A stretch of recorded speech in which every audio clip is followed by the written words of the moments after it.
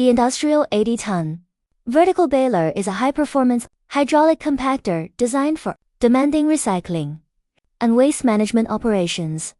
With a powerful 80-ton pressing force, this machine is ideal for compressing a wide range of materials including cardboard, plastic packaging, textile waste, aluminum cans, and sponge.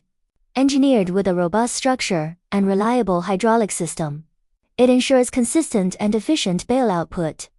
The vertical design saves floor space while delivering strong compression, making it suitable for factories, recycling centers, and warehouses handling high volumes of recyclable waste.